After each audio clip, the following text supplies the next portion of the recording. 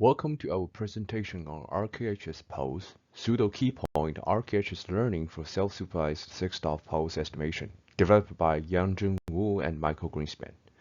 This method addresses the critical task of six-pose estimation using synthetic data while refining the model on unlabeled real images. Six-pose estimation, essential for applications like robotics and augmented reality, involves determining an object's position and orientation from a single image with optional depth map. However, existing methods rely heavily on labeled real-world data, which is expensive and time-consuming to obtain.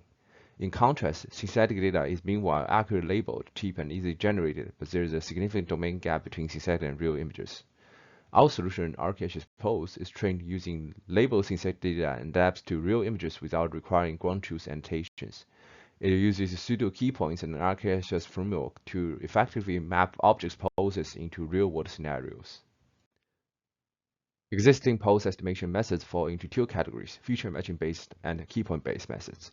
Both methods face the challenge of bridging the domain gap between synthetic and real data. Some methods already address this and commonly use iterative matching techniques to define the pose. Our method leverages the power of reproducing kernel Hilbert space, RKHS, to bridge this gap.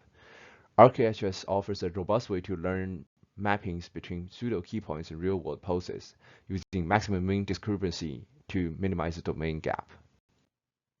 Our key innovation is the introduction of pseudo-keypoints for self-supervised six-pose estimation. These pseudo-keypoints are derived from a pre-trained model using synthetic data and then refined on real images. By leveraging the RKHS framework, we model the relationship between pseudo-keypoints and object poses, achieving a level of accuracy comparable to fully supervised method, but without the need for annotated real-world data. Here is a diagram of RKHSPose. Starting on the left, we have the real image input from the target scene, where the pose of objects needs to be estimated. This image is processed through the network, which has been pre-trained on synthetic data. On the right side, you can see synthetic and real image pairs. These hybrid images are created by overlaying synthetic objects onto real backgrounds, based on pseudo-poses estimated by pseudo-keypoints from real data. The workflow involves comparing features extracted from the real images, indicated by the solid arrows, with features extracted from the synthetic over real image pairs, represented by dash arrows. This comparison helps refine the network's weights, allowing it to better handle the real-world test data. At the core of this system is the adapter network, MA, which plays a crucial role in minimizing the domain gap between synthetic and real data.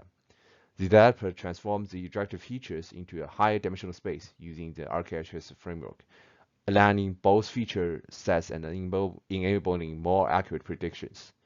The network MR is responsible for regressing radial quantities, which are used to estimate keypoints in the images. These keypoints ultimately guide the system in determining the six-pose of objects. This diagram highlights how RKHSPose refines a pre-trained model by leveraging synthetic data and real images in tandem, reducing the need for labeled real-world data while maintaining accurate pose estimation. Our approach achieves sorted results on standard benchmarks, outperforming several methods that rely on real data supervision. RKHSPose consistently delivers robust performance, validating its effectiveness in real-world applications, even with minimal reliance on real labeled data.